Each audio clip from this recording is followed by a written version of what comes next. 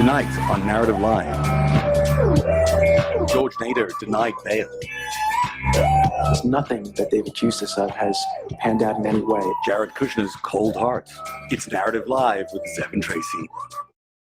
Hello, everybody. I'm Zev Shalev. Tracy McElroy is off tonight, partly because it took me so long to get everything done. She had to go to bed. But I'm here, and it's late night, and we can have a lot more fun, maybe loosen the tie a little bit now that I have a collared shirt on.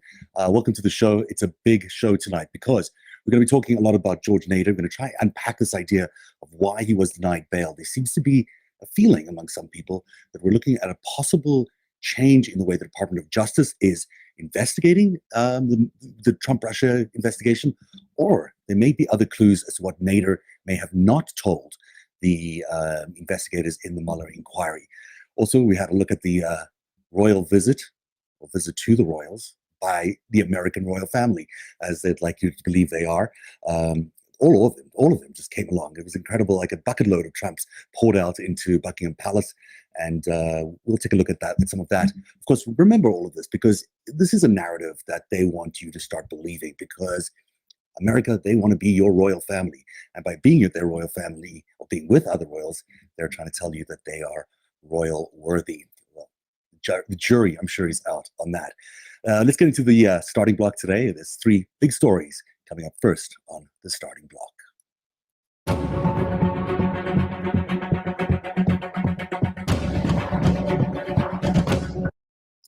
So three big stories on the starting block. And the first one involves this guy on the left. You know, there are a lot of British protesters out today protesting against Donald Trump because many are opposed to his policies. Now, last year they got really famous because they had this fantastic baby blimp of Trump as a baby floating above the protesters. You might remember that from last year. Well, this year they've upped the ante. There's now I guess it's a statue of Donald Trump sitting on a golden toilet, of all things. And he talks. He actually talks. Collusion. Which you are fake news. I'm a very stable genius. I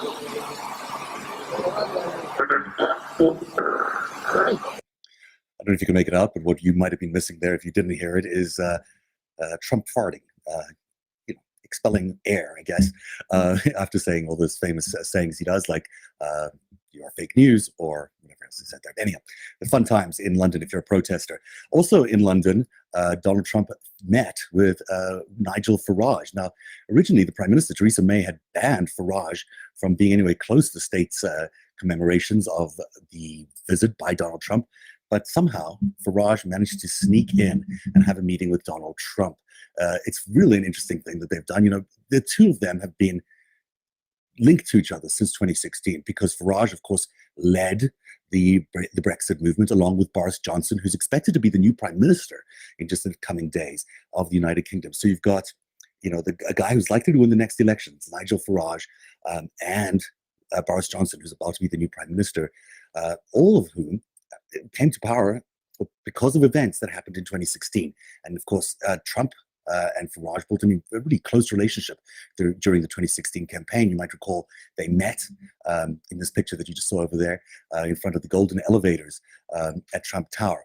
But there's something else. This is no coincidence. It's no coincidence that Brexit happened in one part of the world and Trump happened on the other part of the world. This was coordinated by none other than Steve Bannon. I don't know if you've seen this clip, but it's worth showing you. This is from the documentary The Brink, where Bannon is sitting down with Nigel Farage, and he's explaining to him what his worldview is, how he's going to bring all these nationalist parties from around the world together in some sort of alliance. And he tells him exactly how he's going to do it. Take a look at this clip from The Brink.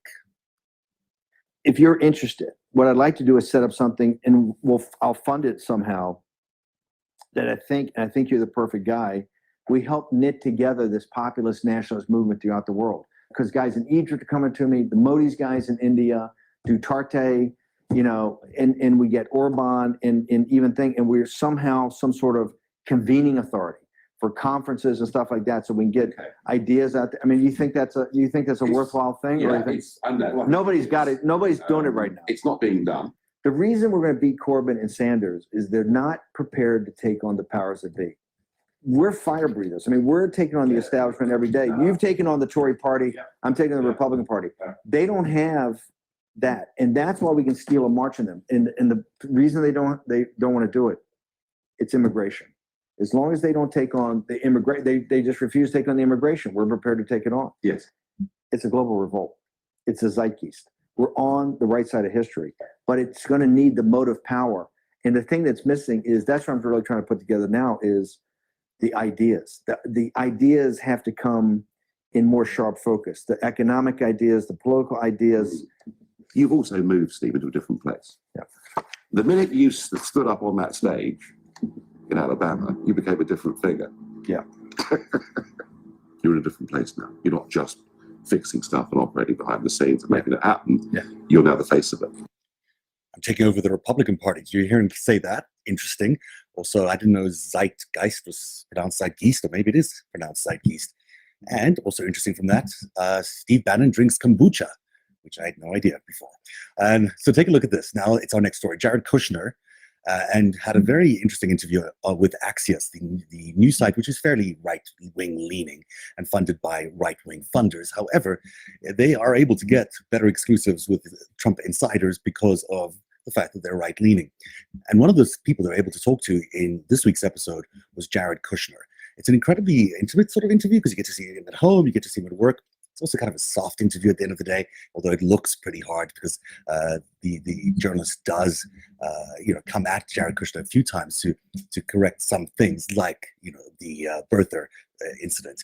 But one of the things that's received less attention is how Jared Kushner reacted to being asked about whether the body or the remains of Jamal Khashoggi should be returned to his widow and his family, so Khashoggi could have a normal, respectful burial, even though it's much later than would normally be expected in the Muslim religion. Take a look at Jared's reaction. It's really interesting. Look, it's a horrific thing that happened, and what we've done is we've called for full transparency. We're working on an investigation to get to the bottom of what happened. Should they return the body? Once we have all the facts, then we'll make policy determinations. But that'll be up to the Secretary of State to kind of push on our policy, and we'll do everything we can to try to bring transparency and accountability for what happened. I mean, with respect, the Senate has unanimously said that Mohammed bin Salman ordered it. The CIA briefed members of the Senate who voted that way. I don't know what the administration's waiting for in terms of accountability. I believe that there's a report that they're working on. They've been doing an investigation, and when they have the facts of the investigation, then it'll be up to the president to make a determination on what he wants to do.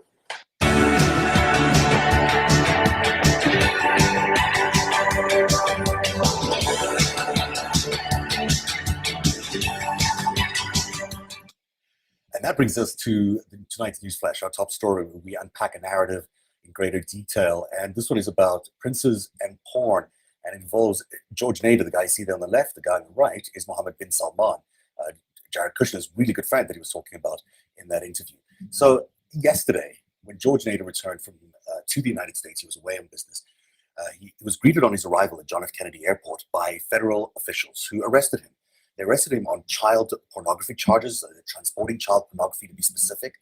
And, it's interesting that we've known in the past that he's had arrests for child pornography, possession in Czech Republic, but also elsewhere. And that's just sort of a known baked-in thing about George Nader. It's not acceptable in any way, but of course, it's sort of understood by him. So these are new charges originally set aside or in an indictment in January of 2018. So think about it, way back when the Mueller investigation was still getting going. And in January 2018, they might have used, if you're asking me, they probably did use the discovery of child pornography on his cell phone in order to pressure Nader to cooperate with them about this larger investigation they were doing about Trump-Russia.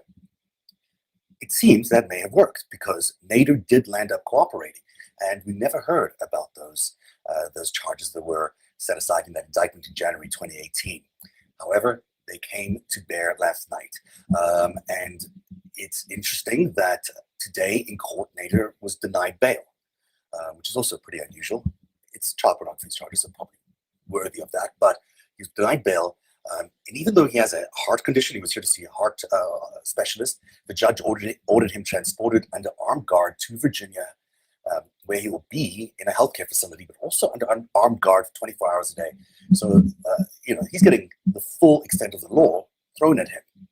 Now, it may be because child porn is a terrible thing, but Let's think about it differently. It's believed that Nader had a proffer agreement, which would have given him immunity from prosecution. And that immunity from prosecution may not have extended to child pornography, but it could have been a lever that they used in order to pressure him to cooperate. The guy who wrote the story is Devlin Barrett of the Washington Post, terrific reporter. He's had a couple of exclusives recently, and he had this exclusive yesterday. And take a look at how Rachel Maddow yesterday and Devlin Barrett discuss what they think is the cause behind Nader's sudden charges. A lot of reporting that he cooperated with the government, with those prosecutors, with some sort of immunity deal, with at least a limited immunity deal. Does our understanding of that previous reporting change at all now that he's been arrested?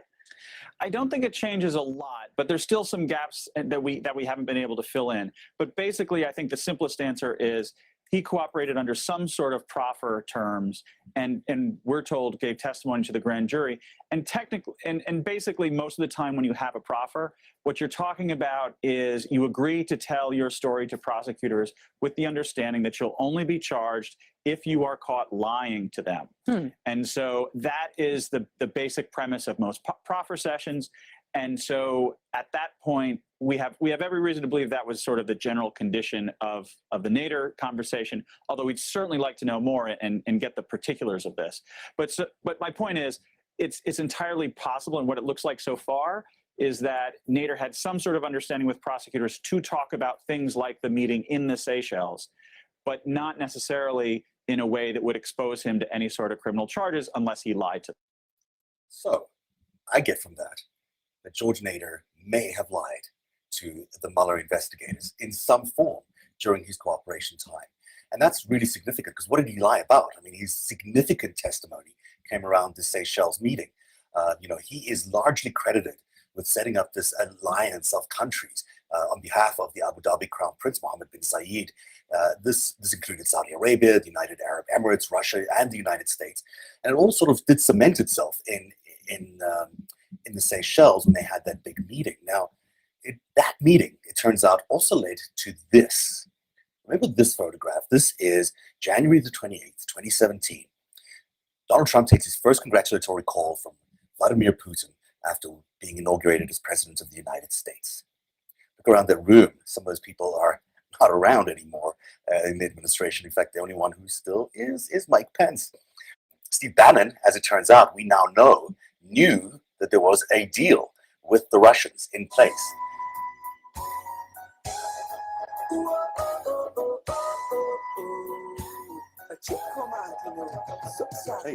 That they decided to have this extraordinary meeting of world leaders, a meeting of the minds, if you will, of these foreign countries as to how they were going to realign the world after a Trump victory in the presidential elections.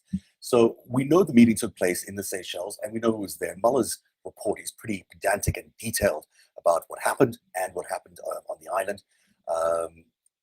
There at that meeting, we know also who the guest list was. We know that Eric Prince was there.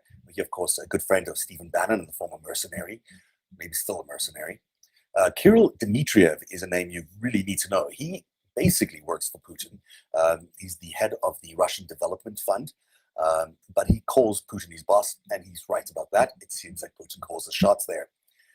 Rick Gerson was there, and Rick is a friend of Jared Kushner. In fact, it's odd that you would send a good friend to something of such importance, but Rick landed up being an important figure in the transition. He didn't have an official role. Like Eric Prince, he didn't have an official role, but he still carried out important missions, including introducing the campaign to Tony Blair and to this guy on the right here, Mohammed bin Zayed, who's the Crown Prince of Abu Dhabi, the head of, if you like, of the Emirates.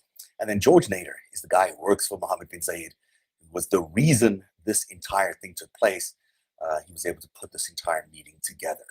So that is incredibly significant, but equally as significant is the fact that after the Seychelles meeting sort of broke, Kirill Dmitriev, the Russian guy who calls Vladimir Putin his boss, and Rick Gerson, Jared Kushner's friend, stayed behind. And they continued a negotiation over the next 5 days, developing something called, I'm calling it at least, the Dmitriev-Gerson Plan for Reconciliation. It's my name. It's not been used anywhere. I just think it's kind of funny because of its throwback to a previous pact between the Germans and the Russians to stop fighting in World War II. There are 5 key elements to this plan. One was to fight terror. They're going to manage weapons of mass destruction. They're going to bring Russian investment into the United States. They're going to have a dialogue over the Ukraine, and we're going to have a joint task force of 2 to 3 key people who are going to handle the next steps. Now, this might be an unknown fact to many people because there's really only 1 or 2 articles about this, and it is mentioned in the Trump, in the Mueller report, but not in anywhere else. So take a good moment studying this because it's such an important piece of how we got to where we did on January the 28th, which is 17 days after the meeting in the Seychelles, that phone call from Putin to Trump in the Oval Office. And here's the timeline. It happened just over 17 days, literally over 17 days. The 11th was the Seychelles meeting. The 16th, that reconciliation plan, that 5-point plan, was finally completed. The 18th, Kushner receives a plan, and he copies Rex Tillerson and Steve Bannon on it. And then on the 26th, Dmitriev texts Gerson. He says, Vladimir Putin wants key U.S. meetings to happen in just 2 weeks, which I guess if he says he wants it, he gets it. And on top of that, it didn't even take 2 weeks. It took 2 days, literally, for the call to be placed, with Putin calling Trump to congratulate him. So think about this flow of events. Everyone says that the Seychelles meeting was not successful, that there was nothing that came out of it. Beer, said Eric Prince. That's not true. What really happened is that meeting in the Seychelles led to this moment on the 28th of January, when that first historic phone call between President Trump and President Putin happened. And according to the Mueller document, and this is super significant, the Mueller document is pretty clear that Dmitriev told Gerson that the plan that they put together played an important role, a really important role in that first phone call between Trump and Putin. So I find all that really interesting, especially if you consider the fact that Nader might have been lying. Now, what was he lying about? We know the meeting took place, so he wasn't lying about that. He might have been lying about what really happened at that meeting, and he may have obstructed justice by not revealing everything he wanted to, or should have, to Mueller and the investigators. And that would change the entire scope and the result of the Mueller report, because Mueller says in the report himself that he doesn't have all the information. Imagine if he had all the information, he might have come to a different conclusion, especially on the conspiracy. Second point on this is that this does seem to me like the quo in a quid pro quo with Russia. So in other words, this was the agreement to work ahead and on a better framework if, and this is an if that I'm imagining, Russia helped Trump win the elections, as they might have done with the hack of the DNC servers. And that could be what Mueller did not find in the conspiracy of collusion, the conspiracy of cooperation. And that was an agreement, an explicit agreement. And in fact, I think there is an explicit agreement here. And it's in this particular pact that Dmitriev and Gerson drew up, the 5-point pact, and it ultimately resulted in actual physical manifestation of their cooperation when Putin called Trump on the 28th. This story is really significant in my opinion. I don't think we've seen the end of why Nader has now been charged, and hopefully maybe these new charges allow him to have better recall about what happened. It is also interesting that it's happening at the same time that Michael Flynn is facing a really unusual time with his judge. The judge ordered redacted material from Mueller report released. This was not done by the Department of Justice, who this evening forced the judge to back down. The judge now says he doesn't want those documents unredacted and released. That could be because of national security interests. So that could mean anything. However, Paul Manafort has also been now sent to Rikers Prison, the notorious prison in New York City, where he will be held in isolation pending new charges from New York State for bank fraud. So what this tells me is that prosecutors in New York State, prosecutors in the various attorneys' offices of the Department of Justice are playing a very, very adept game of defense, but it's defense. They're worrying about a pardon from the President of the United States. They're worrying about, was there some sort of plan to obstruct justice, to tamper with witnesses, to coordinate a testimony so that Mueller would never get the truth? And if all that's true, or even a possibility, we are not even at the beginning of the story. We're sort of before the beginning of the story because we haven't even started hearing the truth then about what happened in Trump Russia. Plus, we're in a live cover-up. When you look at what Barr is doing, constantly in real time, manipulating what Mueller is saying, lying to the American public about what was in that report. We're in the midst of a real-time live news event that is a cover-up right now. You don't have to, impeach Trump for what happened before the election. You can impeach him for what's happening right now, today, and the crimes he's committing right now, today. Now, I miss Tracy when you're not here to do this, but it's the tweet of the day. Let's do this.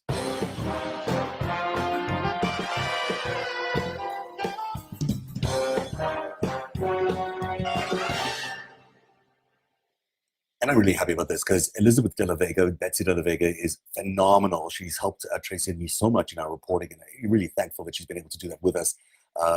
She had a fantastic tweet today referring to a tweet by the Office of Legal Counsel, and she wrote, according to the Office of Legal Counsel, P. DaCosta, you cannot indict a ham sandwich if that ham sandwich is also the sitting president of the United States.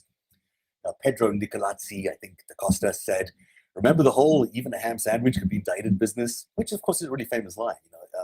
It's expected that no matter who you are, even if you're a ham sandwich, if a prosecutor wants to charge you, they should be able to charge you. Now, of course, we're finding out that isn't true completely if you're the president of the United States. But I think we're just beginning to see how this is going to unravel. Well, that's our show for tonight. I'm really sorry Tracy wasn't here, but she'll be back tomorrow, and I'll work harder to get it all done earlier, Tracy, so we can be live at a more reasonable time. For those of you that stayed up and are willing to watch this late night edition, thank you very much. Always remember, for $3 a month or more, if you'd like, you can donate to a Narrative and become a Narrative member by signing on to patreon.com/narrative. We really do appreciate all your donations. It allows us to do our work and allows us to grow. And so please do, when you can, check out patreon.com/narrative. And that is our show for tonight. We'll be back soon, an earlier edition of Narrative Live. And thank you very much for joining us today.